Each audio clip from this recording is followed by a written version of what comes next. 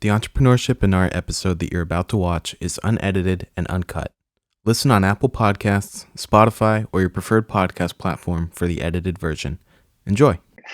I was thinking about this. We were talking about, how in the all of the clients' work we do or whatever. We're talking. I think it's last podcast, or whatever, about how you might get right the first time, and the brand or the whatever will be happy, but you're just kind of lucky, and it can be a. And I was thinking about how I fought really hard. I won't say the client's name, but it's one that we know deeply, and I fought really, really hard. It took, because the sales cycle was literally years to get them on board. And so it's all ready to go and excited to do this thing. And we spent a bunch of time working on getting them, and it was a direct mail campaign. And, and everyone was convinced this will be great. And George is this, marketing guru. And, this will be, we literally got zero. Not like we sent out X number of thousands of pieces and got nothing. Not even four, not one or two. and I was like, yeah, I don't think that worked. And the guy that I brought in, a friend of mine from the direct mail, his company's I've never seen anything like that before, where there was literally he didn't even bill us. He was like, I can't take your money.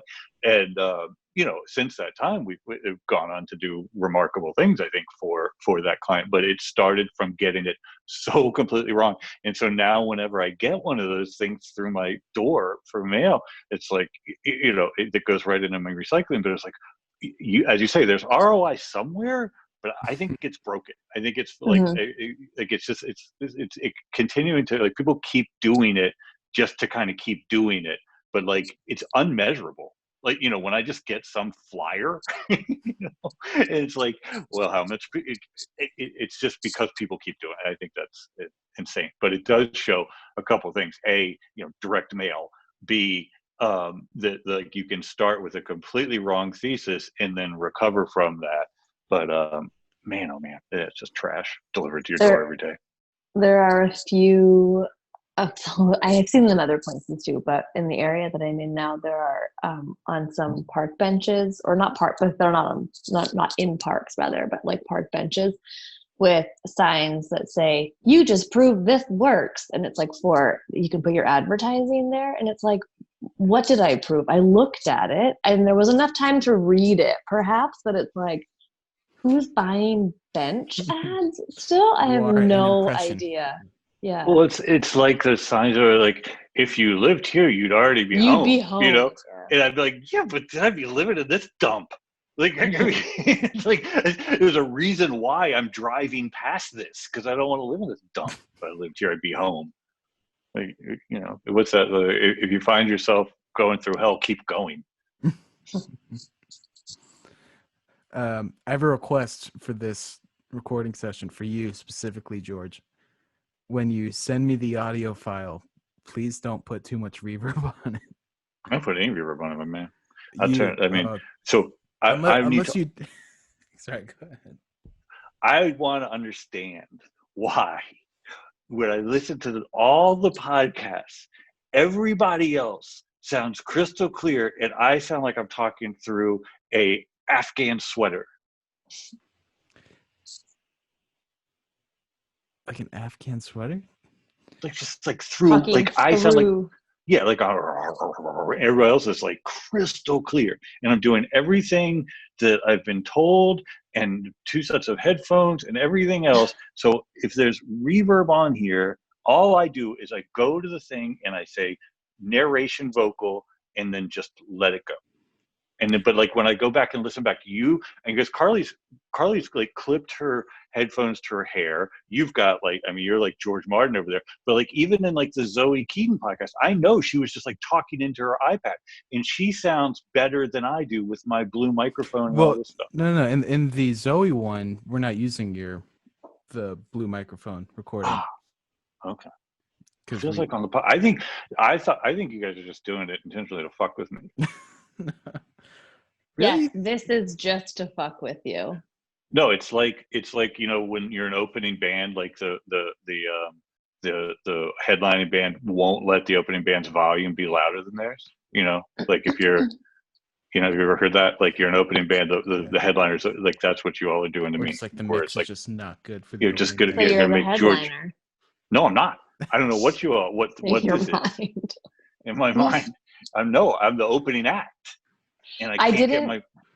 Well, I told George this, but Dan, and I'm sure you've edited this out. And I, for some reason, got a shout out from you guys one time for the show notes. And Dan, you deserve such a huge shout out for the editing work that you put into I this. don't know how you do it. But last week, George was playing with his dang earbuds and like, Yeah. and I'm sitting here like a fool with my headphones clipped into my hair. When I was listening back, I was like, that brat. Welcome to my world. Just playing with it as he's talking, of course. I was not playing with it. It was falling out of my tiny little seal ear. So I was trying to cram it back up into my ear canal, Naturally. my ear passage. Henry, when he was little, when he would stub his toe or something, he called his big toe his thumb toe. Makes sense. I stubbed my thumb toe. It's like, it's a thumb toe. Well, I'll take the reverb off, Dan, but I didn't know that I was putting it on. But I do want to get myself I thought you were doing that on purpose. I wish I could get myself like a plate echo, like some King Tubby action. And I didn't think you were sounding bad in the podcast. I need to go back and listen critically. I know I get the leads. You know how it is when you're just listening to the same thing over and over and over again. Yeah. Like No, maybe it's just my imagination, or maybe it's just my natural voice. Maybe my natural voice is that of talking through an Afghan sweater, an Afghan Argyle sweater. I don't know. When you send me this next recording, I'll export a clip of just you speaking, and with just like the most pristine EQ setting I can do. Okay. And we'll see what you think. I sound like I'm in my morning jacket when it comes to that band. Yeah, I know that band. Like I recorded. I'm actually this background here is a fake background. I'm actually in a grain silo. Well, and the last one, it sounded like you were in a cavern, and so Yeah. I was trying to. I'm in a grain silo. I was trying to balance for all the reverb that was on your vocals, and I think I managed to get rid of it, but it was just a. It's like what? It's like, did you put on like the stadium rock vocal setting?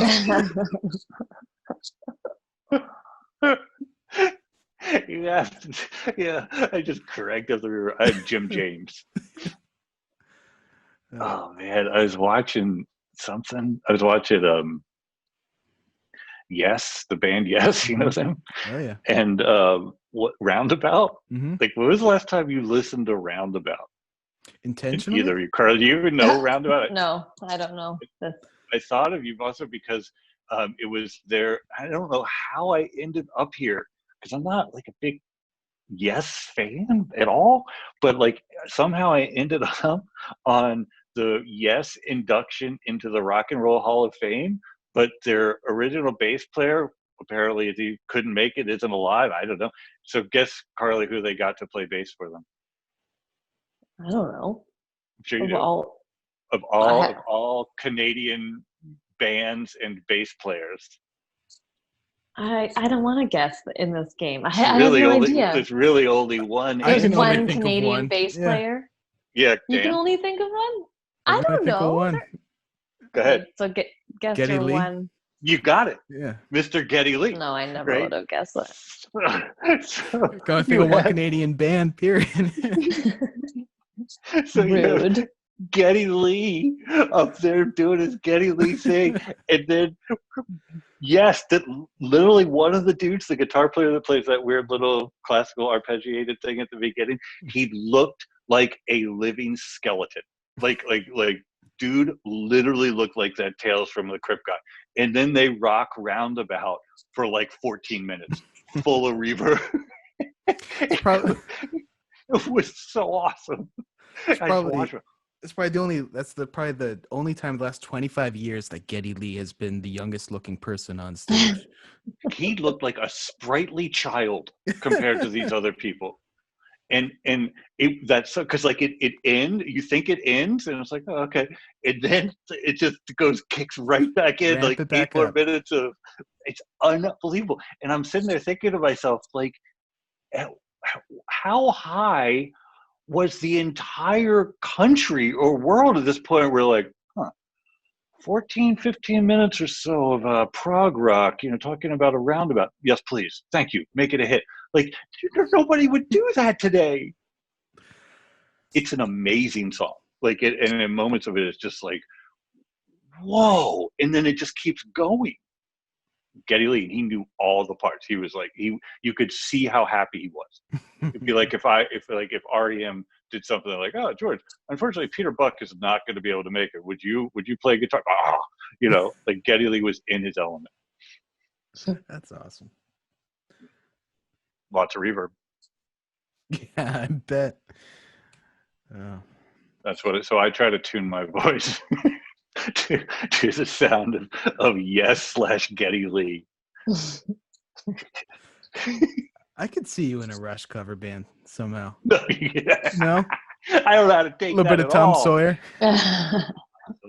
Henry got super into Tom Sawyer because he was watching some show called The Goldbergs that I guess takes place in the 80s or something. He's like, Dad, you ever heard of a band called Rush? It's like, it's a Tom Sawyer, right? He goes, yes. He was for like a week. He was super into Tom Sawyer. For a week. I'm always trying to get him to to musical taste. Limelight. I feel like Limelight. It's such a great guitar song. That's a fun song to play. I played Good Advices by REM all night last night, just over and over. It's a tricky song to play. Figured it out, and I'm sure I drove my neighbors crazy. I wonder why he keeps playing that song. He's not getting it quite right. Why does he keep doing that? Or he seems like he keeps screwing up at the same part, Susan. Yes, Tom. It seems like he's struggling a little bit. Just cranking the amp. No, it's just the rock away, just windows open, just belting out Good Advices. But it's depressing because in my research to try to get it right, I came upon some theory about what the song is about, and it sounds right actually, but now it makes me think of the song in a completely different way than I'd ever thought of before, and I wish I hadn't. You can't unsee it. Go on. No, because don't ruin it for anyone else. It's one of my favorite songs of all time, and like so many REM songs, because the lyrics are so inscrutable, you're sort of forced to kind of make it up your own meaning to it, and occasionally people will kind of parse it out, and this person did. I was like, oh, I don't want it to be about that at all.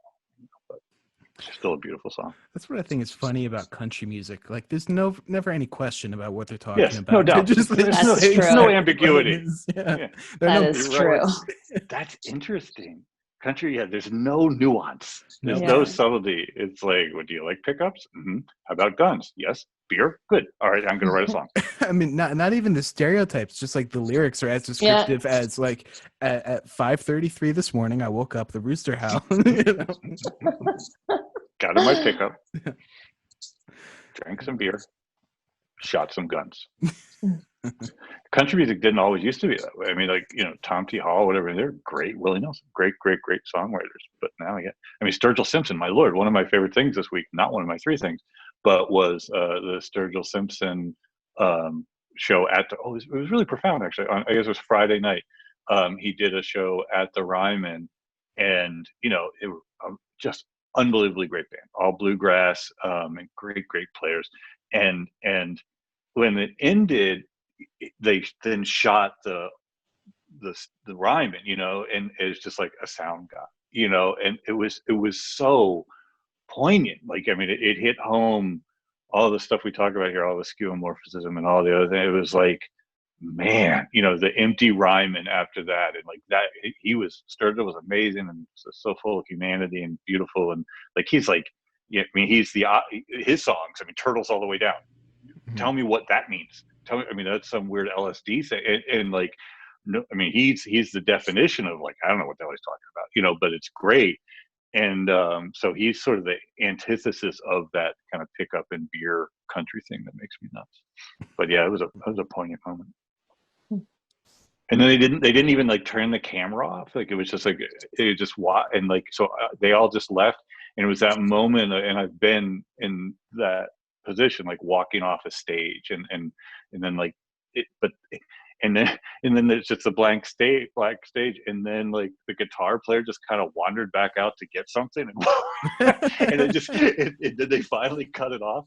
But it was so deeply human. Like the whole thing about it was beautiful.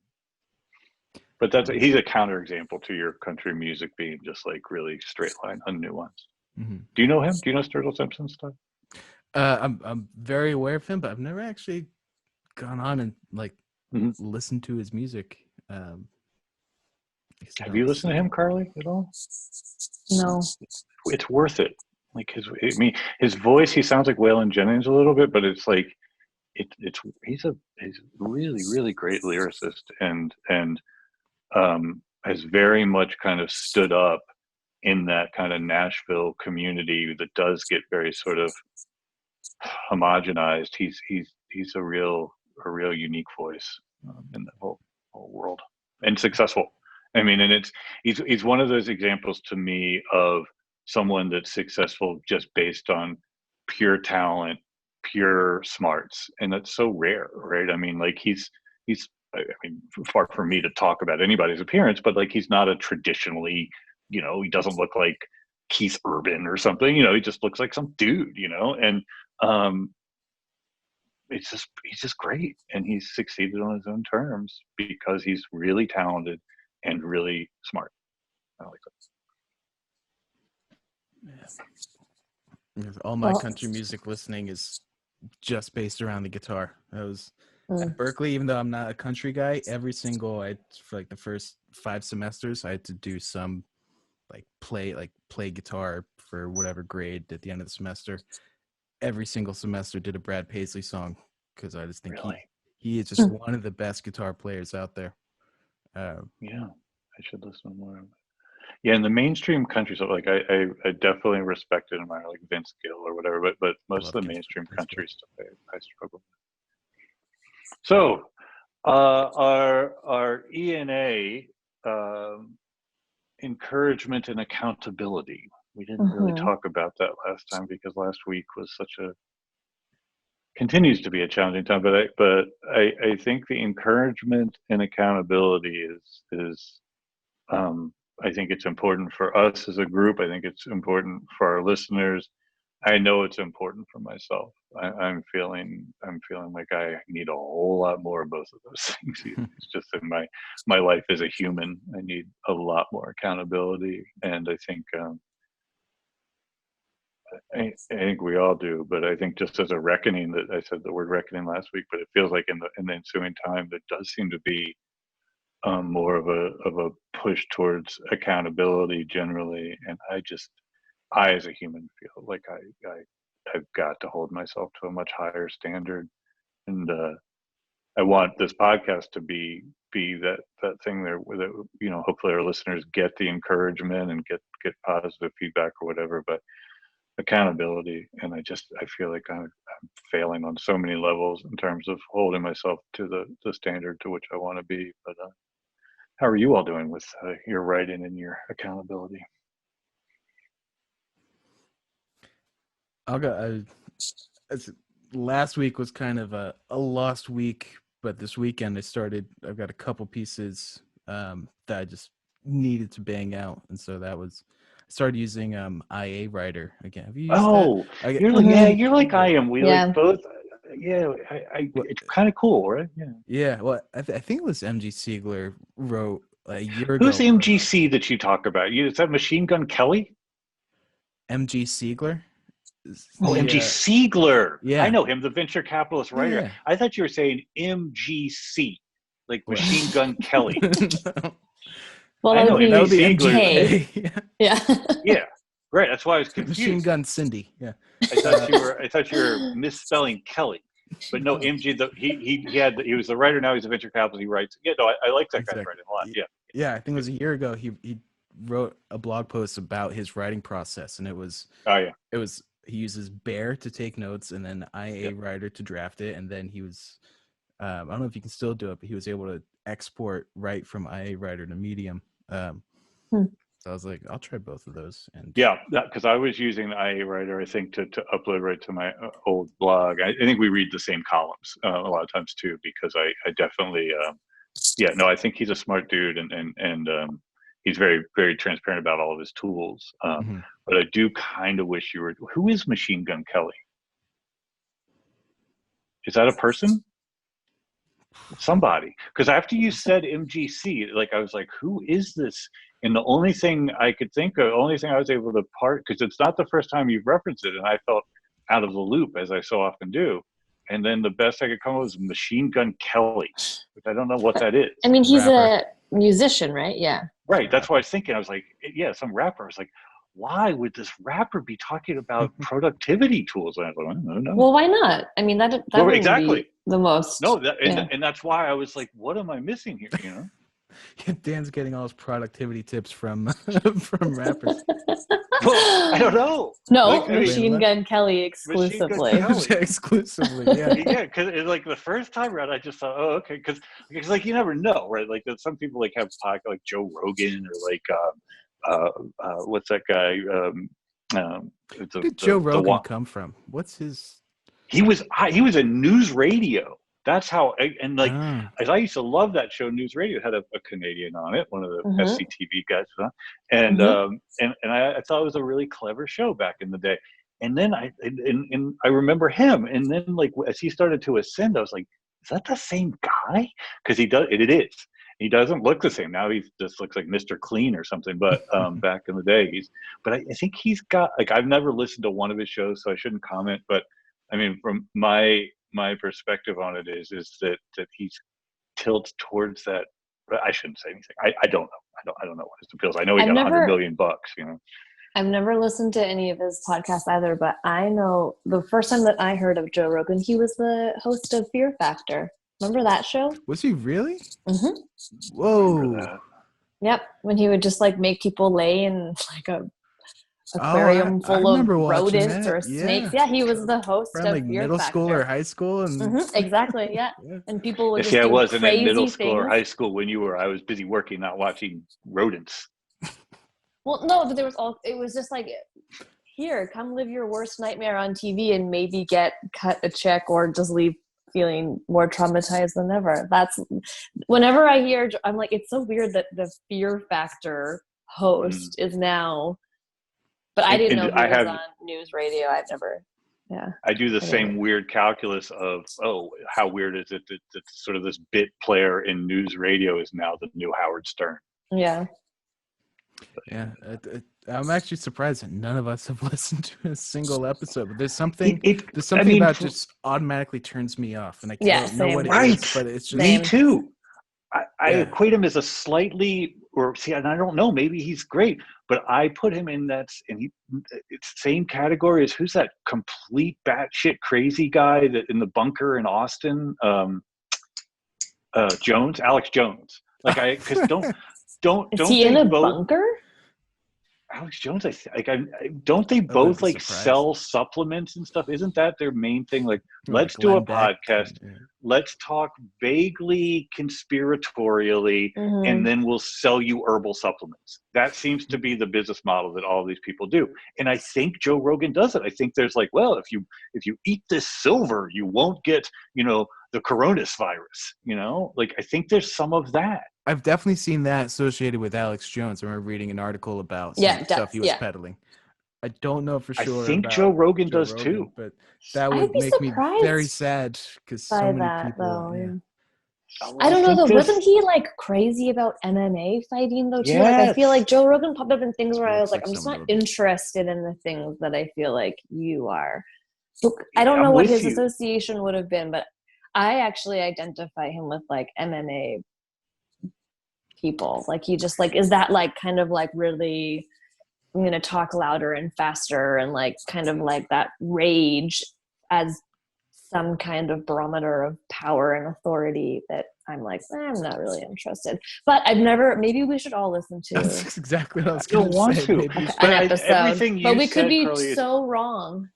I don't think we are. I think it's like the bro culture thing, like that self-actualization. Like if you do all of these chin-ups, and if you get a gun and you drink this silver, like you'll be able to survive the apocalypse. Well, but this is see, now it's taking an interesting turn, because now we're all of our experiences are purely around the kind of bro culture around it. And if you based every individual on that, like look at Bernie, right? If you That's true. no idea what he was Bernie about, bros. but you only saw Bernie bros. You're dead right. Well, look at what happened with Nirvana at the end. Like, I mean, where it was like Kurt would just be like, I cannot play my music to these knuckleheads who have adopted me as the, you know, like so you're right. We should give the due.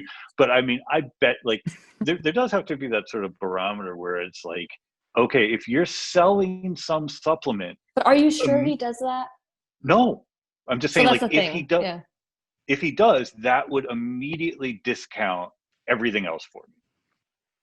Right? Yeah, I've definitely told you, George, about it, but there's this podcast called The Dream, and the first season was just on multi-level marketing companies, so pyramid schemes. And then the second season, which I haven't finished, is more about like the health and wellness industry. And there's a really good episode about that. She kind of focuses on Goop, Gwyneth Paltrow's brand. And she talks a lot about Alex Jones and draws comparisons in the same, what you're saying, like, Oh, that's interesting. Like say health and wellness all you want, but like the point of most of the content they put out, it's for you to buy something. Like there's always some kind of, but buy this. Whereas when Goop first started, it was actually more about like, just, I don't know, they were just like writing content pieces. But now, and she gives the percentage, like at one point there were 30% of posts led to like, please click here to buy on this. And now it's like almost 100. And she talks about Alex Jones in that comparison. And I'm not saying that she did like an extensive look at people in the space, but I feel like knowing that podcast, they would have mentioned Joe Rogan, because he would have fit so well in that narrative too. Like, because it is about selling a brand of wellness, and it is very much a like bro wellness on Alex Jones's side, where it's very much like a fake female empowerment on Goop's side. But it's also a good podcast, by the way. It reminds me, because you turned me on to my current obsession with one of your three things last week, the winds of change. And it's amazing. Dan, have you started listening to it based on? Oh my gosh! I mean, I'm net promoting all over the place and giving credit where credit's due. Like Carly, that makes me happy, because I'd only listened to the first like 3 episodes when I recommended it. So, well, but I was Carly already excited. Yeah, she's definitely the maven here, and it's amazing. It's right up my alley. But there's one line in it where and I don't want to give too much away, but like this expert who's been working for the government is being asked to kind of confirm or deny whether or not the Scorps wrote this song, and the guy sort of the guy sort of demurs, but he says, "I have seen the elephant," right? And he's playing off of the parable, the Chinese parable of one person tugs at they're all blind and they touch the elephant, and someone thinks the tail's a horse and thinks it's a tree. And his line is, "I've actually seen the elephant." And so I was thinking about it in advance of this podcast, like with me in the music business, it's because I've been doing it for a while. I've seen the fucking elephant. So like when people like tell me, "Oh, well, this is a new way of thinking about it," it's like, and that's not to say that I know everything, but it's like, yeah, I kind of seen the elephant. I know how it works. But now when we talk about Joe Rogan, I haven't seen that elephant. Like, and it's like Rashomon. Like we all have different perspectives of, we're kind of glancing at, but none of us, you're right. Our homework should be to go and listen to one of those, because in my brain, he's 100% creating fear and like, this, that, or the other thing around paranoia and conspiratorial things, and then being like, but if you buy this herbal supplement, it will keep you safe. And that's just my part of the elephant that I've seen, which may not exist at all. But yeah, winds of change. Holy hell. We're definitely naming this episode "See the Elephant." Gotta see the elephant. Finally. I mean, but I think it's like, it's a good thing to aspire to. Like you talk about this, Dan, like generalist versus polymath, or like diving deep down into something so that you feel like you've seen it from different vectors then you'd be like, no, and I don't think that you can do that with that many things in your life, right? Like to like see the elephant. And I've been working in the music business in one capacity or another now for more than 30 years. At every, like I've seen the fucking elephant, right? And so I don't know if that's a good thing or a bad thing, but I have seen it. And it's and yet for so much of the world, they see little different parts of the world and they draw conclusions from the elephant's tail. And that's what I mean. Like, I'm definitely doing some soul searching this week and just feel like just an absolute and utter failure of a human being in every potential way. And I think some of that is me seeing what I want to see, not listening, not looking, not, and that's the accountability thing. Like just having somebody just say, you're not looking at this whole week seems like, not just for myself on personal levels, but on the world. Like it seems like, I don't know, I don't want to get overly optimistic about it, but the difference between this Sunday and last Sunday in terms of people paying attention to shit seems very dramatically different. Yeah. I think that encouragement and accountability are a nice pairing too, because you can be held accountable and still encouraged. So I really like that kind of pairing that came accidentally with ENA. But yeah, I think people are trying to hold themselves accountable, at least, and being cognizant of that is the first step. Yeah, and you do need the encouragement, but sometimes you also just need to be hit over the head with a metaphorical 2x4 and just snap to. And I've seen it in myself and my own behavior. I see it in others. I won't mention names, but past couple of weeks I saw a celebrity just going off a cliff. Not celebrity, but a notable person. And I watched it happening to her, and like in reverse, you could kind of see it. And it is that weird expression that I always puzzle with: pride goeth before the fall, right? Like I've wrestled with that a lot, because like if you just take that on the surface, it doesn't, like I don't know what it means to you two, but like I've puzzled with that forever, because I'm Mr. Keep your ego in check and all that stuff. Way I interpret pride goeth before the fall is you become too prideful, you get too egocentric, you fall down, right? And I don't know if that's the way it was intended or whatever, but I like that. And I have not been doing that enough. But I watched this person, and you could just see her pride getting so expansive, and then all of a sudden, kaboom! You've overreached. You've believed your own hype, and you get taken down. And I'd like to think that that's kind of happening with white males generally right now. I don't know. Can I ask why you don't want to share I just don't want to shit on. I don't want to shit on people that's fair. People that are like. I don't think that she's a bad person, and and she's making a good faith effort to kind of mea culpa for what she did, and she's not at a level of celebrity. Like I'll shit on certain celebrities all day because they're sort of untouchable. Joe Rogan, because Joe Rogan he could like buy and sell me 1 million times. He could probably kick my ass. I'm a gnat, and not to say I'm not a gnat to this person too, but you reach a certain level of celebrity where you can you buy into it. You buy the ticket, you take the ride. It's just on the trajectory to that. And I don't mean to shit on Joe Rogan. I kept trying to say this is my opinion of him, and I'm even saying I should go listen to his damn show and not be such a jackass. What did you guys hear about? I'm totally blanking on his name right now, but one of the co-founders of Reddit, how he's stepped down this week. Yes. And he's stepped down and removed himself from the board and saying too, like, I hope that an African-American or a Black person takes my seat. I thought that was actually that's an effective way to act in these times if you're in a position of power. I think. I mean, who knows if they'll actually do that? But I think it was more than and I hope. I think it was kind of conditional. It's I'm stepping down so that you can put. It was conditional. Okay, yeah, that's even better then. I didn't think it was a conditional thing. Reddit has always had that. The fringes of society. I love Reddit, but definitely the fringes of society show up there, and it's the platform versus publisher thing. Totally.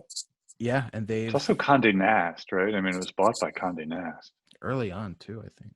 Well, certainly several years ago now. So, I mean, they have some reckoning to be doing too, right? Because you're right. I mean, Reddit was essentially just a slightly less, not less toxic 4chan or something. But then, but you're right, the platform publishers thing. But I had heard that vaguely that he was, but I hadn't heard the details you all were talking. Yeah. Need more of that.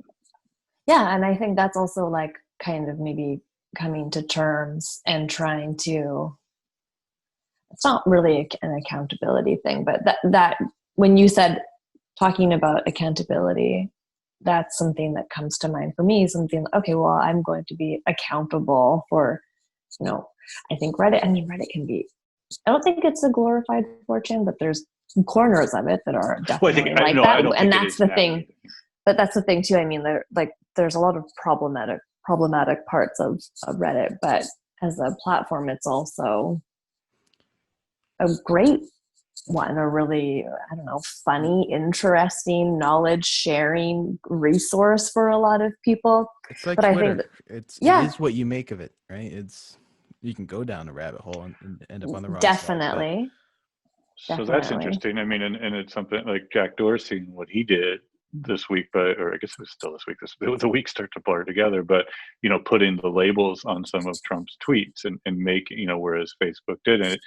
And I'm with you. And it's actually, I don't want to get ahead of myself, but Twitter's actually one of my 3 things this week for some of the reasons that we're talking about. Not because of what Jack Dorsey did, because I think it's a little bit too little too late, but it's still better. I mean, it's still something, and Facebook certainly not doing it. But yeah, it's tech is agnostic, right? It's just there. It's like, I wrote this week about blockchain, and it's just a tool, and you can do nefarious things with it. You can do good with it. It's agnostic. It's what you put into it and what you take out of it.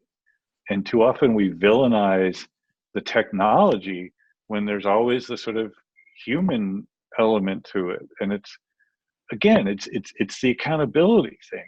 It's what are you doing? And I'm literally looking at myself in the mirror right now. What are you doing with your time and your energy and your words? And we all should be thinking about that. But on the other hand, you need that encouragement, because we're all human and we all fuck up and we're all flawed. And that I do hope and think and believe in, like, again, I'm just trying to see it. Like you'll see throughout the scenes of just horror through this week, you also see these scenes of encouragement, from both the protesters and the police and the government. And like, it's all life's rich pageant, right? It's all, but it's like, again, we get too black and white, and I'm always the one accusing people of being too black and white. And I think it's me. I think I'm much more black and white than I allow myself to think of myself as. We need to be much more gray. Just like what I did with the Joe Rogan. Never watched one show or listened to one thing, and yet I've got a very, very strident and righteous opinion on the guy. I mean, that's bullshit. I think also, sorry. No. It's totally Jake's human, right? I mean, it's human, but we have to aim higher, and I have to aim higher. I think with the tech being agnostic, I think you have a responsibility, if you are the leader of a tech company, to think about all of the ways in which your platform, service, app, product, whatever it may be, could be used by bad actors, and to think about that before, instead of this really reactionary approach. And that's where I think diversity in tech could really do a lot of good. I love that. You have to be thinking, okay, we want to have a place where people can share news and information and connect, but what could this be used for in a malicious, nefarious, illegal, whatever way? And how are we going to approach that? And you have to think about those things in advance, so that you have really clear policies and you have a kind of mission or some kind of morality or code in your tech. Because I do think that what Twitter has done is the right move. Too little, too late. It's kind of like they've been kind of pushed in a corner whereas Facebook won't do anything. you can say it's a little too late, but at the same time, it's like if you had these things in advance, then you wouldn't have maybe got to this level. That's a great point. And I don't know if you guys saw, but someone had actually created an account on Twitter, and they've Yes. just been mirroring Donald Trump's tweets, and they got shut down in 3 days. So it's I saw that. It's so double that's standard. a really interesting thing. And it's like, if you actually had thought about some of these things, and it's a crazy scenario to have, I mean, what year was Twitter founded in? 2007. So go back to 2007 and think like, all right, let's fast forward, whatever. 20 minus 7. 13 years.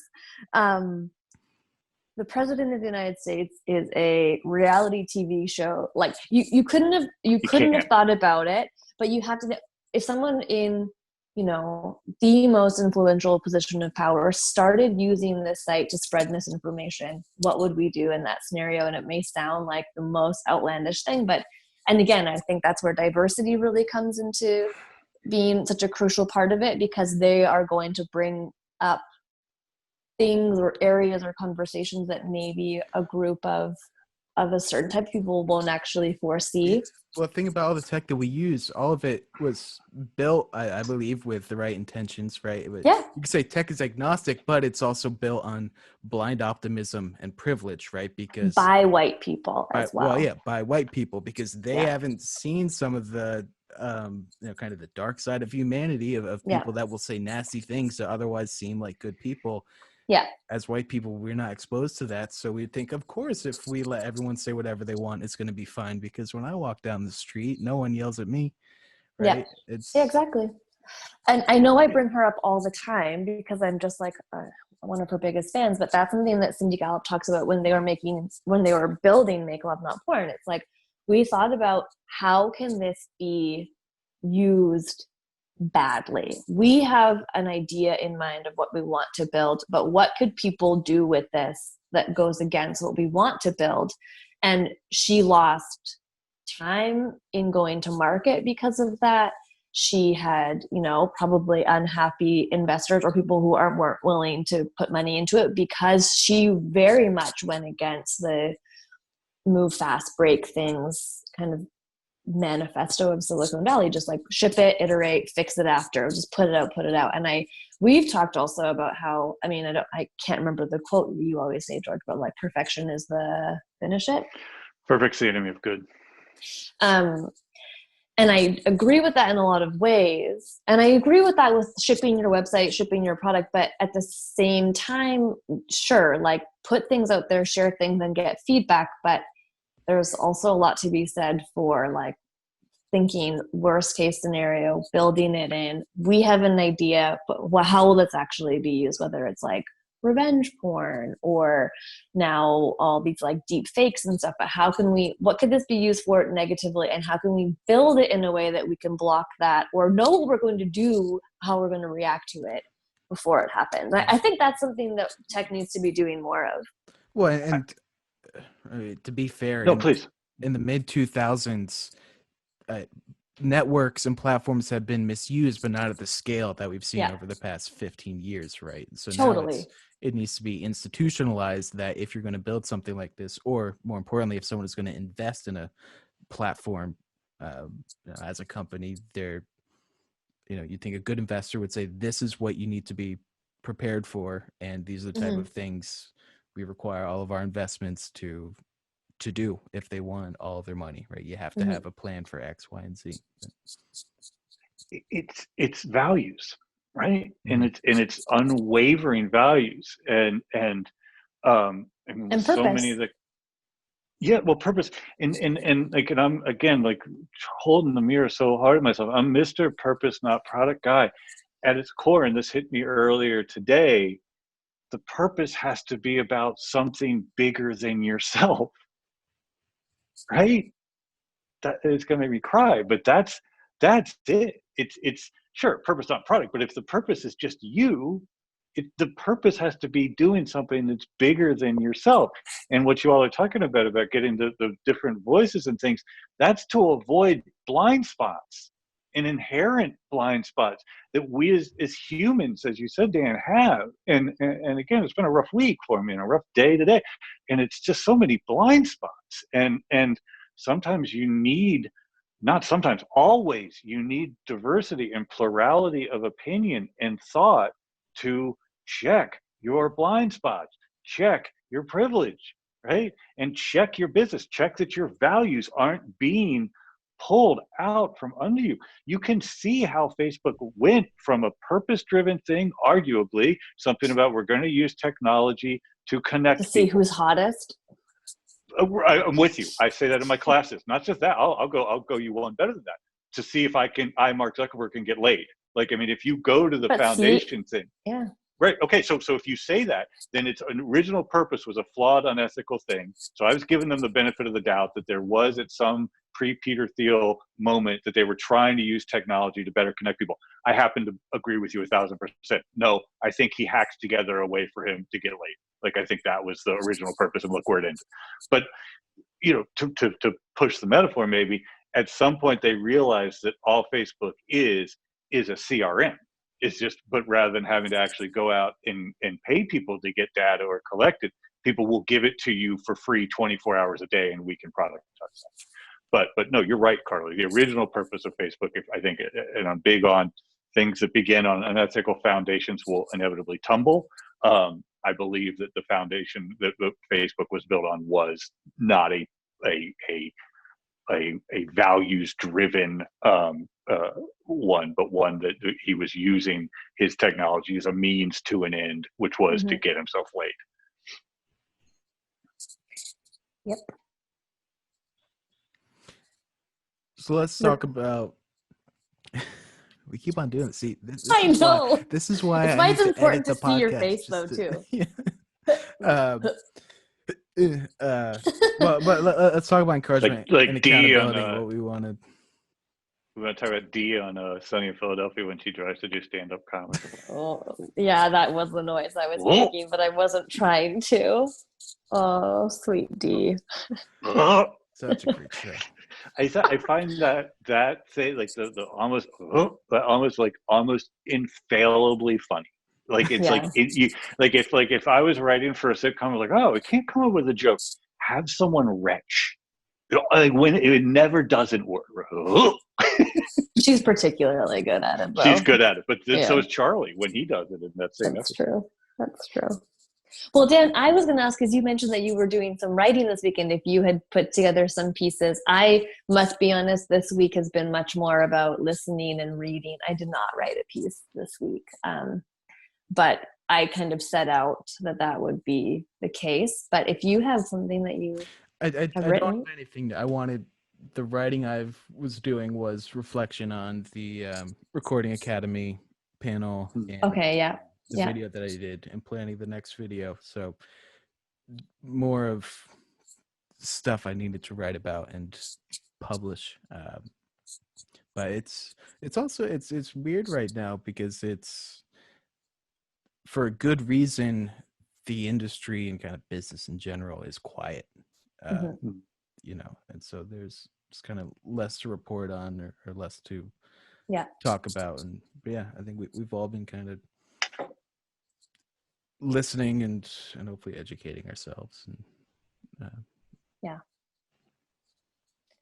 Did you write anything this week, George? You mentioned blockchain, but that was last week. With things. I wrote the blockchain piece, and I did the interview with Zoe, and then I did write a piece.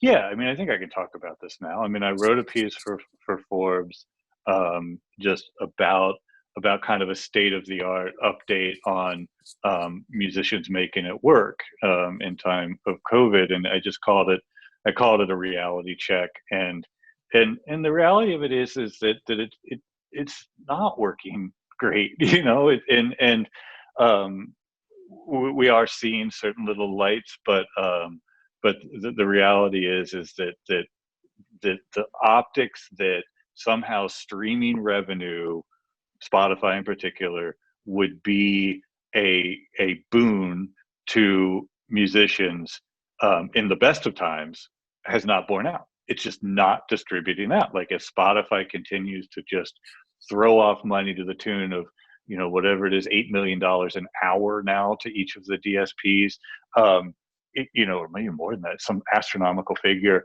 It's not disseminated out. And so all the artists whom I've had the privilege of talking to so far, I ask them to kind of give me an overall pie chart of their revenue, post COVID and then COVID time. And it's a relatively small sample size. I'll keep doing more of it, but so far, what ends up being the case is that any revenue from Spotify, if you're a touring musician and a working musician anyway, is maybe 10 to 15% of your total pie, right? And that's it's durable. So in other words, if I'm making $1,000 on the road, that means that I'm probably making $100 from Spotify. If I'm making $1 million on the road, it means I'm probably making 100,000 from Spotify. So that's the great myth. And I think that most customers out there don't know, nor should they know, that the $5 to $10 a month that you're paying ain't finding its way to these artists. And that was the bill of goods that was sold to the artist community.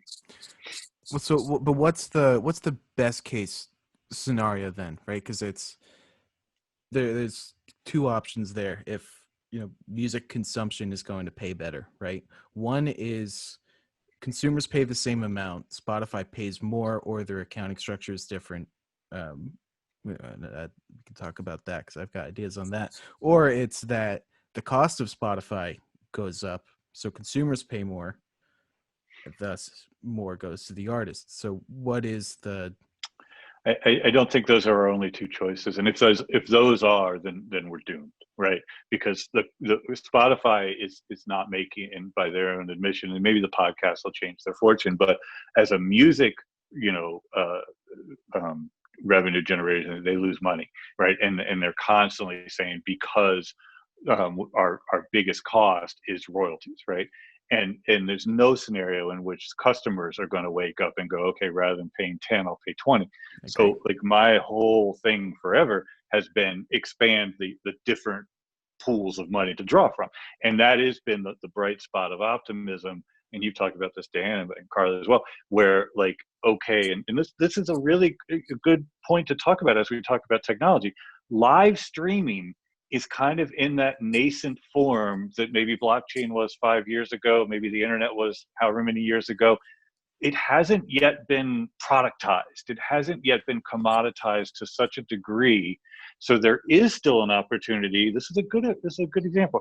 Opportunity for us as humans to go, well, what do we want it to be? And can we guide it from an ethical framework, from a values framework, for a purpose, rather than just a purely profit? Because it's not there yet. Like there isn't that. Sure, there are various tools out there, but every artist I talk to, they say the thing that's given me hope through this is I have the same tools roughly that anybody else does. And now and it's not yet been commoditized. So I think it's going to be things like that, Dan, where, okay, so now I can make X% of my overall portfolio from this, and then this, and this new thing, and Spotify, streaming, whatever. Maybe it grows a little bit just as the overall market grows, India, China, et cetera. But it will always be, is a word that I'm just relational to everything else. So it'll always be 10 or 15%. I agree that revenue opportunities are going to, new ones will come up, especially with live streaming. But are we saying then that streaming, Spotify, or even recording music and releasing it, the consumption of that music is no longer a super profitable model? I don't know that it ever was, right? I mean, it was, going back to the CD days, and the money has always been in songwriting, not so much on the recording. Like if you write a lot of songs and you get the mechanical royalties, you get the radio play, the performance royalties in touring. As a performer, your money was just, you make records so you could tour, and so I think there's a bit of a just wishful kind of like glossy nostalgia for like, oh, I wish it was back to the days. I ran record companies in the 90s. It wasn't that great for artists then either. So, but then this is what frustrates me, and I'm glad we're talking about this, because the entire music industry is built around release cycles, and Yeah. we're kind of coming to the conclusion that that's entirely wrong, right? You should be making money every single day, like regardless whether music is coming out or not, by doing things like live streaming, subscription platforms, touring, everything. You shouldn't be basing you shouldn't have all of your income rely on when the next song, EP, or album's coming out. Yeah, and look, I mean, all I can think of as you're saying this is how inherently racist the music industry has been, and how because you know who is making money 24/7 during this time? The labels, right? Because the scale is so big. So I mean, again, this is me, and please throw something at me through the screen.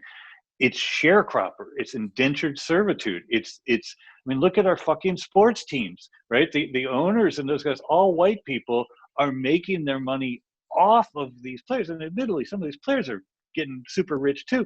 But if you look at the label system, you know, the owners of the major labels, they don't ever need to release another record ever again, right? Their vast catalog is so, just churns out so much money.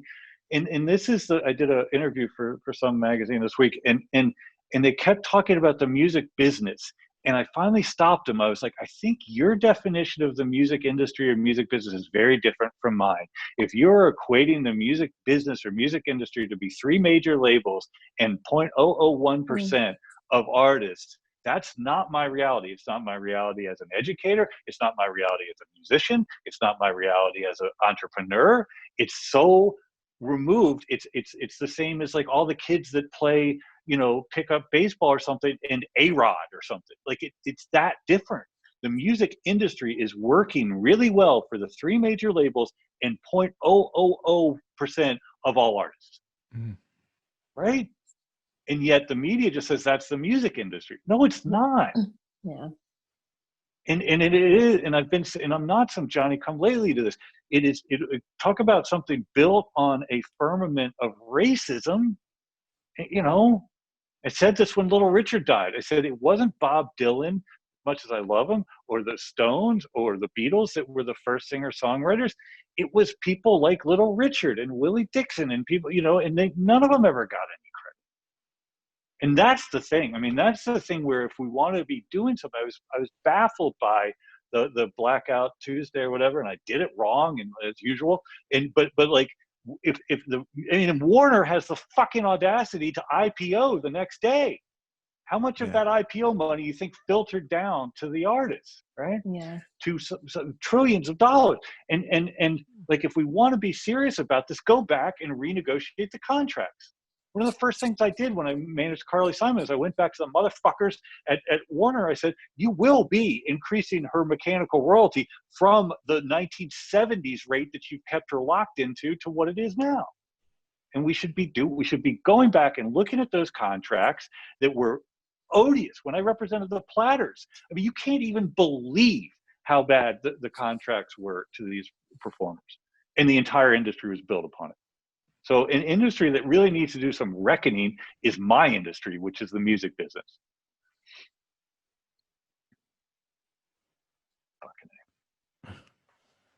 So what do you do as an artist? You don't rely on Spotify for your revenue. Zoe said in her article, she said, I don't know what I'm going to do with my new record, but I'm not giving it to Spotify because that would be stupid. And I'm pretty sure that's a direct quote. Yeah, but that's still record based. Yes, but that's skeuomorphic. That goes back to why are we putting things out in 48-minute duration? Well, that's because 48 minutes was the maximum you could hold on vinyl. But I love this conversation because this is kind of the missing piece I was looking for as I'm trying to articulate what is it that artists should be doing, and I couldn't get myself away from, well, it still comes down to the music that you're putting out, right? That's still the anchor. But I think just remove that as the anchor, and the musicians are kind of on the same bed as every other quote unquote new media creator. Yes. Yes. And there's a lot of very successful new media creators that are making money, and they're making money for the platforms as well, and then maybe not getting a good enough deal, but they're not dealing with Spotify rates. They're not relying on Spotify rates. This is the mindset thing that we keep talking about. This is when, you said, when I said the Travis Scott Fortnite, and you're like, yeah, but George, not everybody can do that. I said, no, they can't, but they can get in that mindset. And to use your words, of I'm not a recording artist. I'm a new media entrepreneur, Mm-hmm. right? And I'm going to look for all sorts of disparate things that can drive revenue. That's what business people do. They diversify their portfolio so that when you have nightmares like COVID, you're not just completely fucked. Yeah. I mean, I obviously I watch a lot of YouTube. I think that's been pretty clear. The show, right? That's my go-to platform rather than. Have you seen Yes Do Roundabout Yeah. for 45 minutes? I have not, but now I'm going to look that up. But I look at so many of the YouTubers out there. I mean, one of my favorite guys is a tech reviewer. Who I'll mention in my 3 things, but MKBHD, Marquez Brownlee. I mean, he does all he does. Why do like all of your people start with M something or other, and then it's his name just is a Marquez. list of. You said MKHEZD. Well, And then before that, you were talking about Machine Gun Kelly and MG. What? His channel name is MKBHD, which is his initials, and then HD. MG Siegler is the guy's name. I probably discovered him because you liked something, and Twitter made that tweet show up on my feed. Seems like 5 years everything, the things that are most dear to your heart, the things that you love most in the world. One other thing aside from the 2 names, the things that I'm today. thinking of. No, I can't think of any M's. McDonald's. I'm a Burger King guy. Excuse me. The point I was trying to make. Who's your favorite actor? Steve McQueen. Favorite actor. Favorite animated dog? McDuff, the crime dog. Favorite character in any movie? McLovin. It's just like an Irish fetish now. Yeah. Or Scottish. You're indifferent. It could be MAC or MC. Yeah. Right, sorry. Anyway, but so favorite apple? Macintosh. Favorite president? Fuji. McKinley. Fiji. Anyway, the point I was trying to make is Marquez Brownlee, who is one of the biggest YouTubers, digital creators, all he does is review tech. He does it incredibly well, but it's not like writing and recording a song, right? There's it's wild to me that he can have such a profitable kind of digital empire doing it himself too. He owns his business, right? He distributes Joe Rogan. With Joe Rogan, right? But like when he sold that motherfucker to Spotify for $100 million, it wasn't like, oh well, let me. It was like, okay, I will cash this check for $100 million. Why have artists not been able to? I think just because there's a traditional structure there that been taught to rely the legacy on. system. But that's a mindset. Yeah. I mean, can we? And this is where someone really needs to throw something at me. It's institutionalized. Keeping a certain class of people down so others can profiteer off of them. Yeah. Artists, you don't need to know about this. You do it this way. No. You do. I remember exactly what it is. In Ryko days, when websites, we were the first record label with a website, and we would say to people, or people would come to us and be like, will you build us a website for us? And I, against my, and I'm not trying, no virtue seeking here, it's just so antithetical, talk about values. I, even against my shareholders and everyone else's wish, I said, no, we won't, because if we build it for you, we'll own it. You have to go build. I mean, there was a time not that long ago when every artist's name was owned by the website, or their website name was owned by the label. And then it's like, so who owns the data there? Who owns the customer relationship? Warner, not, the Fujis. It's the same. It's the structure of control. If you keep someone in the dark and you information asymmetry into a place where they feel like they can't do anything without your help, then they'll never try to get out of that system. It's a systemic problem. Yeah.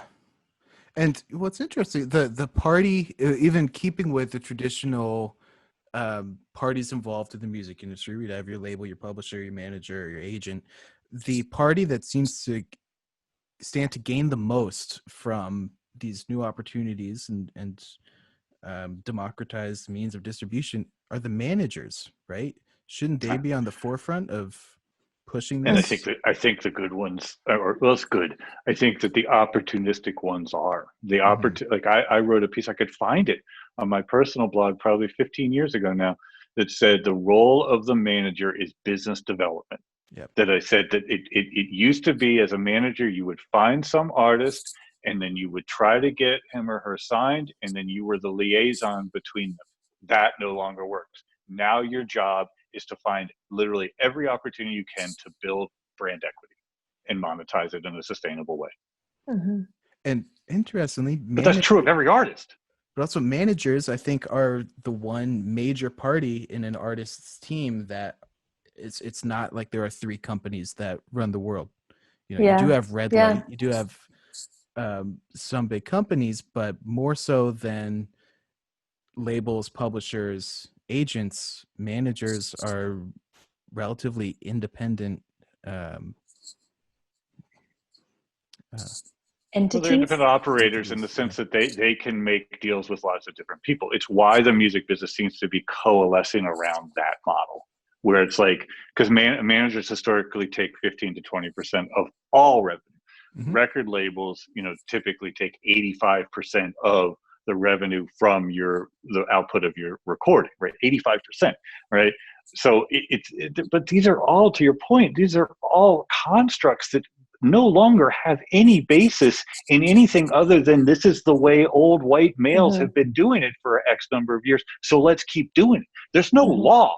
There are, sadly, in the United States, there are laws in terms of mechanical royalties where our representatives have said that, well, as an artist, the maximum you can charge for someone to record your song is 9.1 cents per reproduction and distribution, and fractions thereof for stream. That's the max. So whether you are, George Howard, that nobody can give a shit about any of my songs, or you are Cher, you can only charge 9.1 cents. And that's to try to balance the rights of the individual with the good of society. But it's like, that made sense in a measuring, not modeling society. But when we can track usages, charge whatever the fuck you want.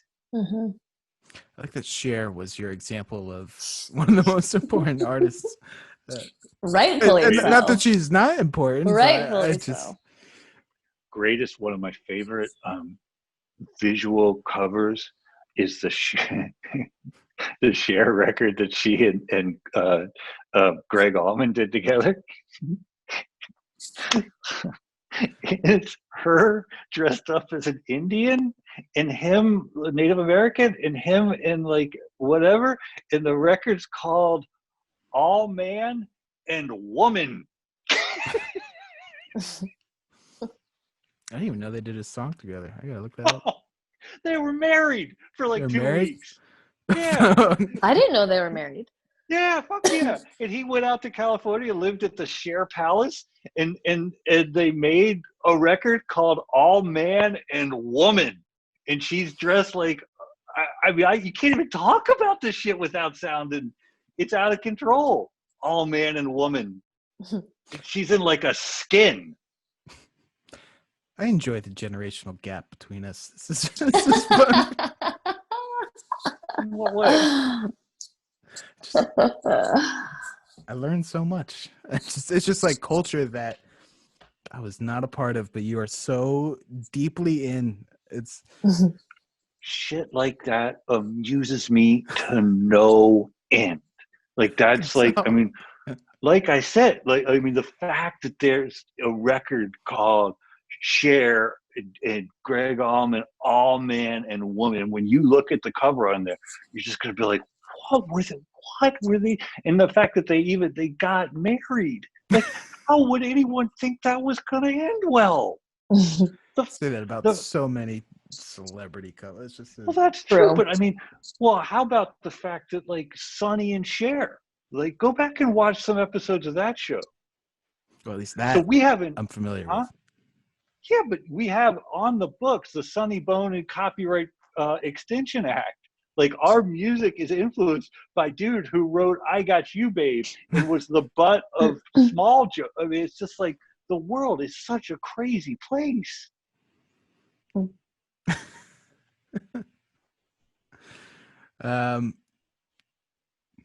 Three things. Sure. Get us started, Dan. No, I Ladies started 2 weeks first. ago. Carly, you started last week. Why don't you that's true. start, George? Oh, all right. Also, I don't have mine pulled up, so. Like gets on my ass about pulling my stuff up. Okay, so number one. Okay. Well, there's a sort of all right. So number one is Sarah Cooper. Does anybody know? Yeah. Mhm. Anything? Yeah. Fuck! I thought I was gonna. I was like, oh no, I don't. And then I was gonna send you How off many on your way. millions She's of gone views does totally she have? viral. Yeah. But explain to those who may have not heard of what Sarah Cooper is doing. Oh, he's deflated now. Well, the thing I like about it. So okay, talk about the culture generational cap. All right, so for apparently the one other person that lives under a rock like me, she's this woman who was she like mimes? Not mimes, Lip like sync? Lip syncs. lip syncs Mimes. Donald Trump speeches. And so I mean Donald Trump's speeches are just like batshit crazy anyway, but when they're taken out of context and she does these really funny facial expressions and stuff, I just sat there and like I don't know how I stumbled on her. Apparently, I don't know how I hadn't stumbled on her before, but like for like a good 45 minutes, I just would watch and just laugh my ass off. And then it made me think of the old SNL like in the 70s, this our generational gap. So Chevy Chase, who I don't really find funny, but like he would do Gerald Ford, but like he didn't dress like Gerald Ford at all. He just was like Chevy Chase in his like polo shirt or whatever. Like, hi, I'm Gerald Ford, and then he would just sort of bumble around. And it's a similar type thing where like when you strip Trump's words of that ass face and stick them on somebody else, it makes them all the more ridiculous in the same way Chevy Chase kind of like trying to put a Christmas light up on a stepladder as Gerald Ford and toppling into the tree does too. And I just think it's the best satire I've seen in literally ages. To me, it's the definition of satire. She worked for Google.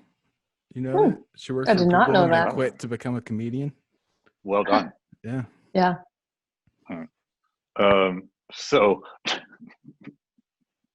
I'm sure that number two, you all are way ahead of me. It's Alice Coltrane's 1970 record, Journey in Satchidananda. It's mostly harp. I love it so much. So Alice Coltrane was John Coltrane's wife, right? And so John Coltrane, after he kind of like, you kind of hear it on A Love Supreme, but like he started kind of drifting away from the traditional jazz and into this whole sacred thing. And then he dies, and then Alice goes off and like just goes deep into the shit. And it's like the best record. And I've just been listening to it on repeat, and it's mostly just like harp and like an oud, and it's all instrumental, and she's so amazing, such an amazing artist and such an amazing thinker, and just like that record will just get in your head, and you just play it, and it's beautiful and amazing. And I also thought like she's always and lived in the shadow of John Coltrane, but man, she needs her moment. Like the world needs more Alice Coltrane, and I love John Coltrane. I wrote a dissertation thesis on A Love Supreme, but Alice, I think, is where it's at. Okay, my third thing, and I sort of cheated a little bit here, but my third thing is Twitter, right? And it's for all of the things that we talked about, the tech give us and tech take us away, right? And there are a couple of subsets to this. The first subset is, and I could probably add, I guess I probably found that, what's her name? Sarah Cooper. Wasn't she on the Wonder Years? No, it was Winnie Cooper. I probably found Sarah Cooper on Twitter too. But so on Twitter, Seth Rogen, that comic, who I don't really love. You don't need to clarify for our generation. You know who Seth he is, Rogen, that that comic. guy. More than director, actor. Yeah. Speaking So, of but McLovin. he, Yeah. so he put a post up about Black Lives Matter, and some of his knucklehead whatevers were saying all lives matter, whatever, and his responses were awesome. So people would be like, no, Seth, all lives matter. And rather than trying, and increasingly like you can't, rather than trying to rational and be like, well, no, sure, of course all lives matter, but right now at this moment in time we need to be, he just says, fuck off. You don't deserve my movies anymore. Stop watching my shit. Right? Then somebody else said, he said, shut the fuck up, fuck off, eat shit and fuck you, like to everyone who would say all lives matter. It's like, that's right. You can't ration with racists. You can't. They move the goalposts on you. They make you try to, like, it's like trying to teach a dog a card trick. If somebody is at this moment in time, their response to Black Lives Matter is all lives matter, the only appropriate response is fuck you, right? So, to wit, the second part of my trilogy on Twitter, the sign, which I think cogently lays it out there, where again, these knuckleheads saying all lives matter. There's a sign that it said, we said Black Lives Matter. Never said only Black Lives Matter. We know all lives matter. We just need your help with Black Lives Matter, for Black lives are in danger. And it's like, why this has to be laid out to people in this very step-by-step way is mind-blowing to me. And then the third one, and this will flaunt my ignorance of many things, but like I'm not a fan of the K-pop. So there's a thing, I guess, where you stan someone, which I guess has as its origins Eminem or something. But so the K-pop is standing the all lives matter people. So like, it's kind of like a Rickroll, I guess, like where like some knucklehead says like, oh, I got really depressed because I was looking at the trending Twitter topics, and one of them was, Trump 2020 or something like that. And so I'm like, are you fucking kidding? On a day like this, that's what's trending? And so I click on it, and then it's just all this K-pop stuff. They took it over. And I loved it. It was like, that's what the internet's for. And it goes back sort of to Reddit. It's like, no, let us show you, like, hold my beer. I will show you what we, and so for this week, and maybe this week only, Twitter just didn't infuriate me, but like actually made me feel better about humanity. Let's go back a second.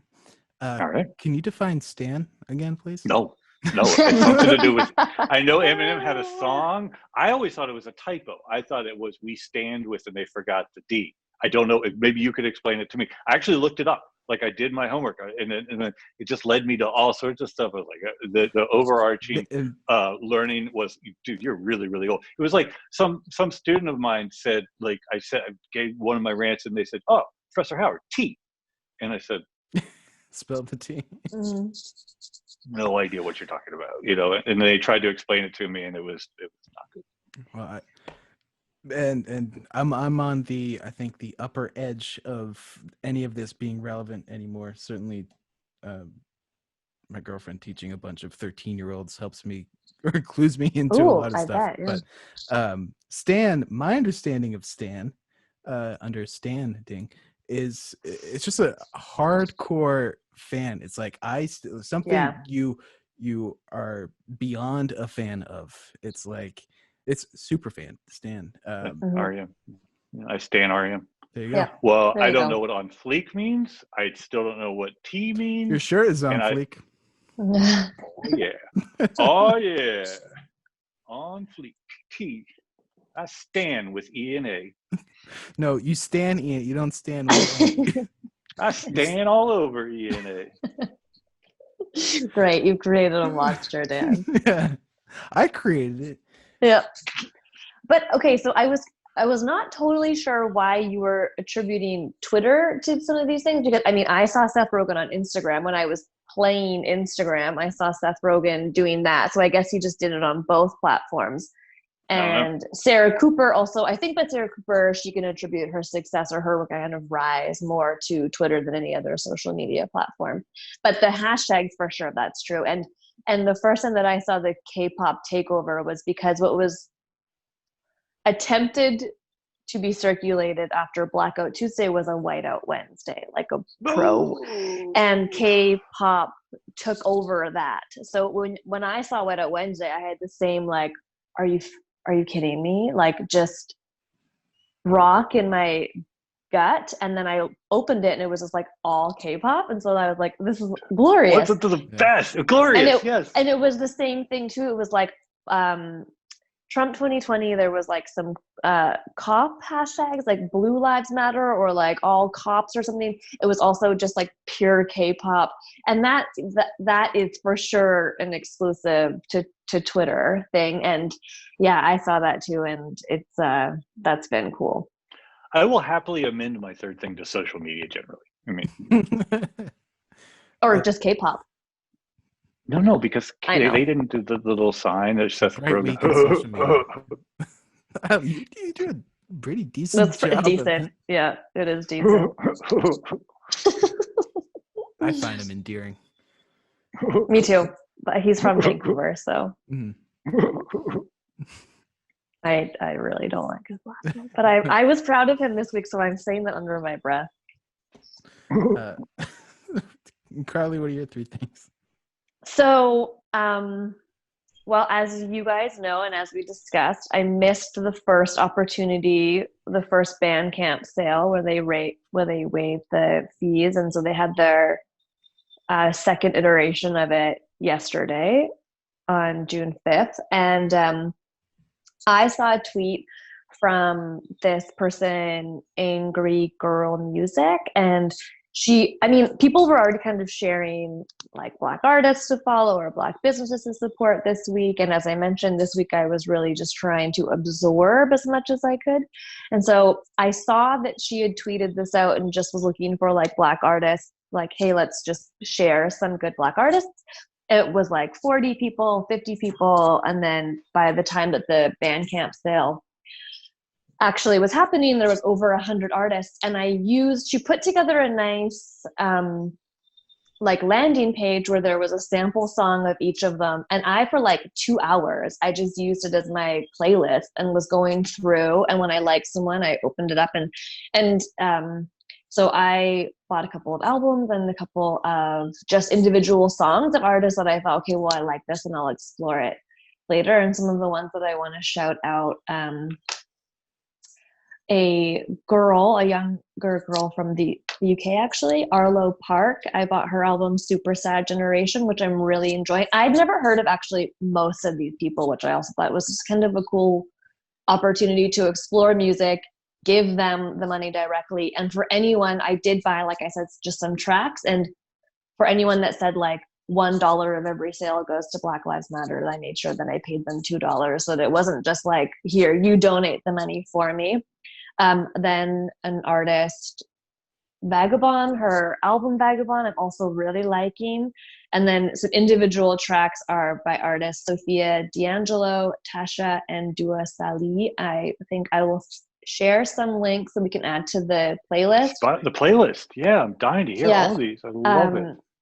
I'll choose individual songs from the albums. I was going to buy some like compilation stuff too, but yeah, I just liked going more to the individual artists in the end. That's what I decided to do. And so I just bought I guess I did when iTunes had their like 99-cent song thing, but it's been ages since I like bought an individual track. But I thought today is the day to just do it, just spend a bunch of dollars and get to know some artists. And so, yeah, I did that. And I want to I guess my first thing is a two-part, Bandcamp having this kind of day, particularly this week, but then also the Angry Girl Music handle in particular, because I had seen a lot of like those kind of lists being compiled online, but for whatever reason, the way that she presented it or the kind of however she approached it, for whatever reason, resonated. She made it like literally as easy as possible, and I discovered some new artists that I'm really enjoying so far.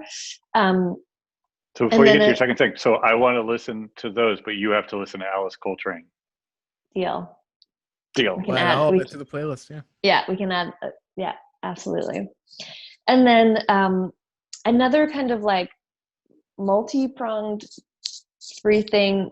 I want to just recommend season 3 of Malcolm Gladwell's Revisionist History podcast. I was listening to that this week. Oh, you I were? really put that as one of my 3 things. No way. Really? Well, okay. Oh, I'm you curious did, or you one almost did? I almost did, but I decided. That would Because be I keep interesting. waiting for the universe to tie us together where we come up with. Yeah. So I love Malcolm Gladwell. I feel like I've mentioned him before. I love his podcast. I love his books. This podcast I've always found like great, but then because during COVID, a lot of podcasts have just been like doing reruns and stuff. He was just sharing old episodes of season 3, and so I listened to a few of them.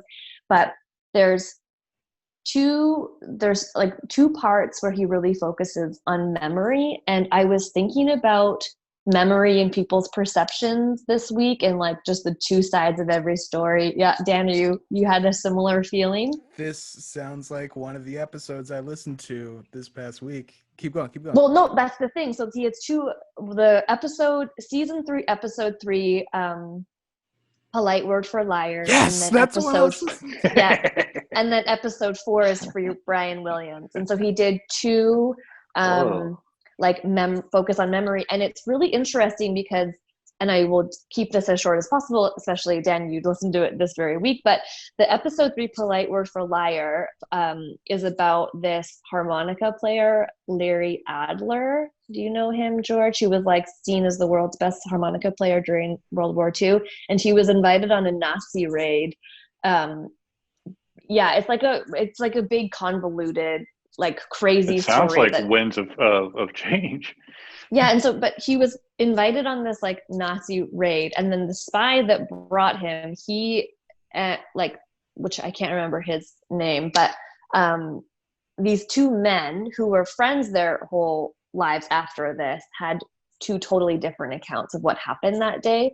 The spy that took him, there was these stories of, like breaking into this house and taking all of these Nazis down, and the way that Larry Adler described it was like, we like bamboozled a bunch of like old omas, like old grandmothers, and that the 2 of them, it actually didn't ruin their relationship, but they never actually agreed on the story.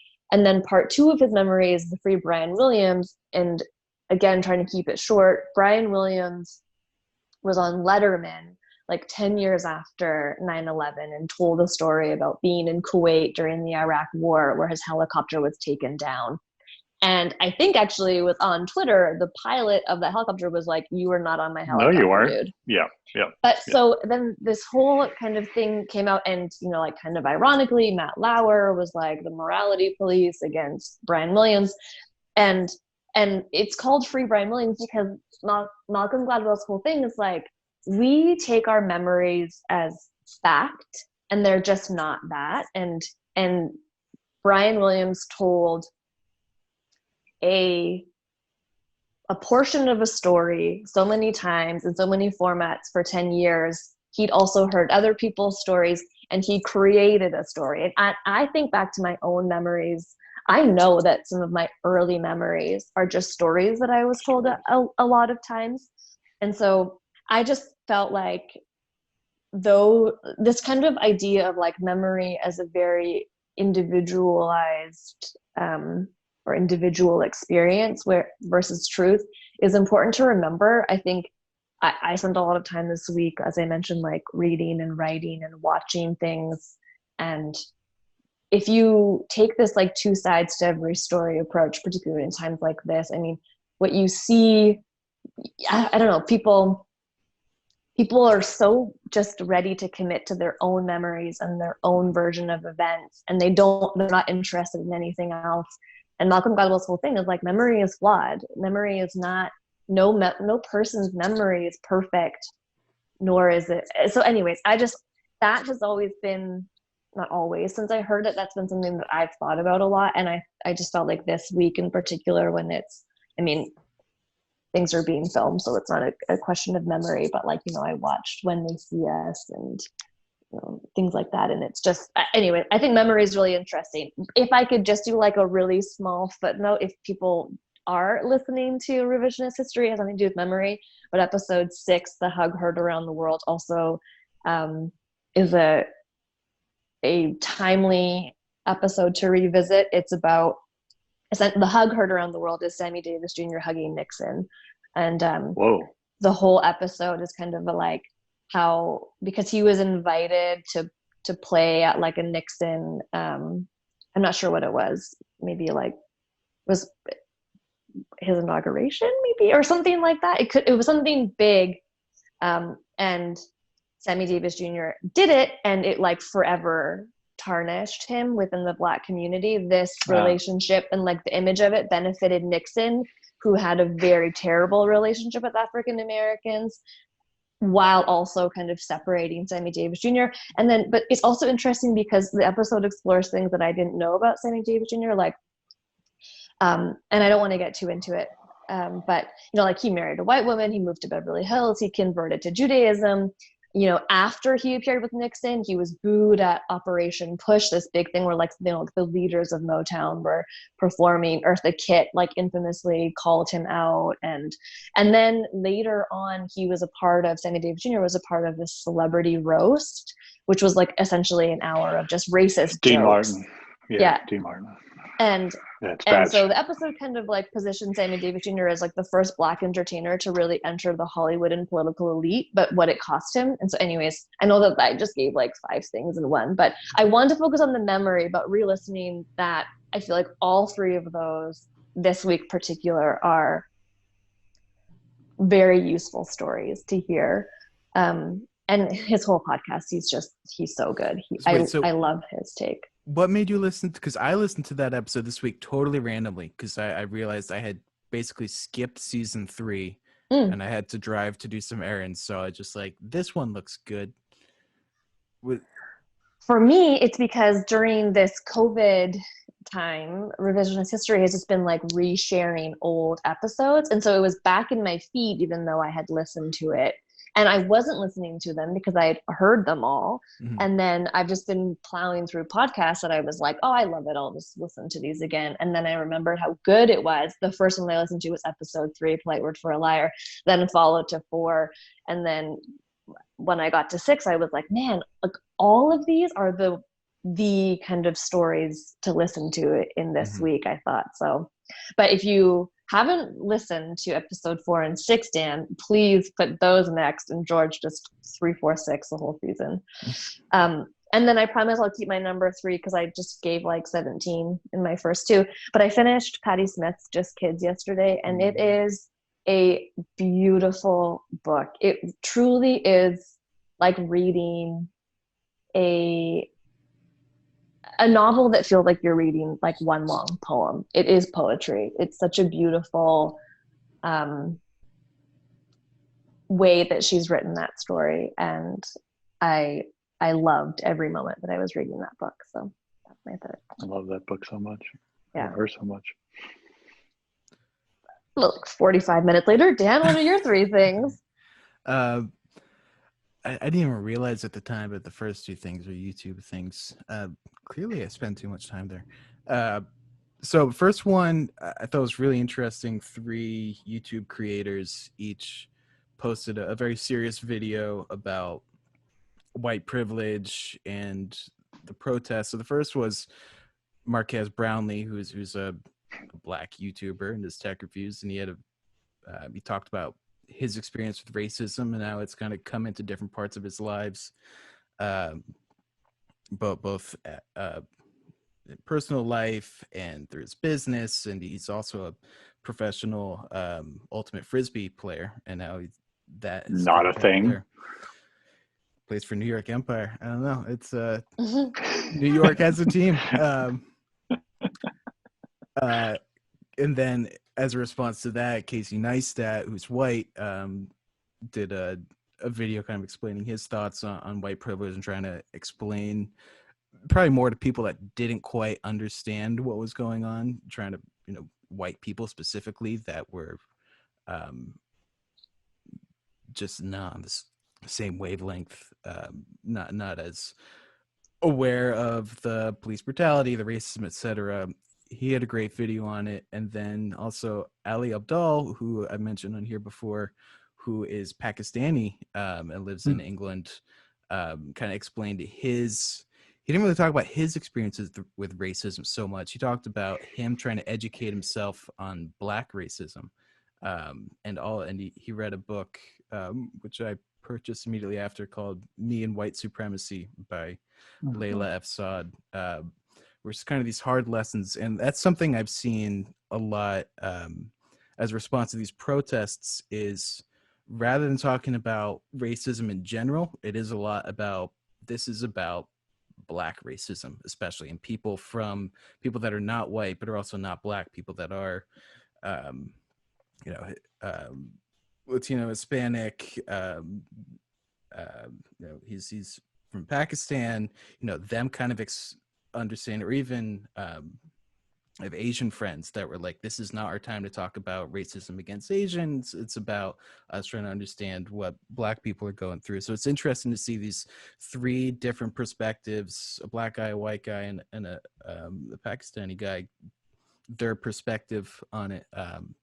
That was very interesting to see. And I'll include the book in the show notes. Awesome. I'm excited to read it, but I think it's about confronting just the hard questions about white supremacy and racism. The next one is electric vehicle park. This is a 1,900 acre electric vehicle park in Mariposa, California, where they're outfitting Teslas to do rallying, and they've got like electric bikes and stuff like that. It's this wild that I don't know how they came up with this idea. 1,900 acres. It's hard for me to fathom like how big that is. It's a lot of acres. It's 30 miles outside of Yosemite. But what do you do? You rally Teslas. It's like they're building it right now. They're clearing it down. So it's their goal is kind of to bring kind of outdoor kind of, I guess, kind of like extreme sports type fun without using fossil fuels, and try to carbon footprint. Yeah, exactly. Promote clean energy, renewable energy. So that's kind of cool. Yeah. One of the partners, one of the co-founders, is this guy named Willie Morris, who previously worked for Boeing and Amazon, and now he's the COO at a VC company called Ludus. And I followed him for a few years. I like him a lot because he's every time his company invests in another company, he gets really personally invested to the point where he makes YouTube videos on the side. The dude's probably like 35 or so, but he's just part of that community. So I remember last year when he was helping launch a wearable audio brand. It was like a harness that is a Bluetooth speaker, and the idea is, especially if you're running around the city or something like that, you should have something in your ears. You should have something that is playing music, but you can still hear everything else, but the music isn't disrupting other people. But he got really personally involved, and he was there shooting like behind the scenes video for the companies, and he was there on the ground, which you could argue opportunity cost. Maybe that's not the best thing, but it's just a nice thing to see people be close to customers. Or close to their clients, I guess, in this case. But so he's listed as a co-founder for this electric vehicle park, and he's actually moving from New York to California to start running it. And they're like, they've barely started. They're clearing ground at the moment. And so he's there driving in his little buggy around this huge park, taking videos of like, here's what's going on. We're clearing this brush, we're testing out the Teslas today. And he's such a great videographer. It's great, just documentation of these people doing something crazy. And I hope he goes into more about like the business of it. It's just a very interesting thing to see. And they're only like 3 episodes in, so it's very cool. And the last thing I have, I've had a lot of fun just with Teespring and how easy it is to come up with a t-shirt design. Yeah, just and a logo that we had already designed for purposes other than putting them on t-shirts and be able to make a t-shirt. And we were talking about revenue opportunities for artists, right? The issue with merch has always been the upfront costs of manufacturing 150 t-shirts and not knowing what sizes you actually need is too big of an ask. This is just one of those things that lowers the barriers to actually being able to create merch and monetize it. And I love it. it's been fun for me, but for a business that actually needs to think about making money from merch, I think the cost for Teespring, it's like $14 is what Teespring sets the cost at for manufacturing, printing, and you can set up a e-commerce store for free on Teespring. And then pretty good quality too. It's great. Like yeah, it doesn't feel like it's going to fall apart on me, you know. And that $14, I think, is the t-shirt type that I decided to go with. I think there are cheaper versions, but and then as the creator, you can set your margin above that as whatever you want. Sure, of course. So if you want to sell something for $25, that's $10. That's $10 profit, and you don't have to worry. That's all gravy, you know, because your Teespring is taking care of it for you. And this sounds so, it's like a sponsored ad. I was going to say, this episode has been brought to you by Teespring and Casper Mattress, because every podcast has to be brought to you by Casper Mattress, because people who listen to podcasts also sleep. But it's just a cool tool, and it's so simple, and it's maybe I shouldn't say Teespring specifically because I know other companies do this, but Zazzle Cafe Press, been around for forever. But yeah, just these little things that can be meaningful. And for me, I like seeing George wear a logo that I designed. That's kind of cool, right? Mm-hmm. Well, but it's also, I mean, it's so consistent with one of your main themes. It's like you're building a toolkit for artists to diversify their portfolio. Yeah, I mean, back in the day, like I used to paint t-shirts. Talk about a generational gap. We used to letterpress our own fucking t-shirts. Like I know how to screen print t-shirts. And you're right. Like, I mean, what size do people want? You can test the market. So these are all things. And to me, there's joy in it. You know, I think the truest thing I ever said in this podcast, or maybe ever, is that the times of creation are the times of transcendence. And so, like, I hope that people listening create some shit, test some stuff, get it out there. And I gave Carly props for turning me on to the Whisper song, but with Winds of Change. But yeah, Wind of Change. But Dan, I need to give you one. So Henry and I both have a deep affinity for the character John Raffio on Parks and Rec. Yeah, and so he sent me like a super cut of John Raffio. Of all his clips. Of the first one is like he wants to be Ron Swanson's intern. He's like, I'll get you into the sickest club, the illest club, right? and Ron Swanson's like, to Tom Haverford, who had gotten, like, he was my buddy John Raffio. He's like, I'm going to punch you in the face. Bring me the opposite of whatever that was. But so then I was like, oh, my friend Dan mentioned some show that he's on, and like I couldn't remember the name, but the Middle Ditch and Schwartz. Like we watched one, and it's very funny. Like I'm not one really for like improv stuff. Like, you know, I can't imagine a scenario and be like, oh, I know what I want to do, watch improv. But like it's very, very funny. Well, don't watch his new show Space Force, because that is such a disappointment. Man, people are just really shitting on that. No, I won't watch that. They're pushing it hard though on Netflix. It's like they won't get it out of my They probably paid Steve Carell like $1 billion. They've got an insane cast. Yeah, that's one. The cast looks good. That's the thing but I've heard nothing but bad things about it. Too. Great cast doesn't fix bad writing. No, true. Can't fix stupid. All right. Have a great week. Great note to end on. Can't fix stupid. Bye, guys. Bye.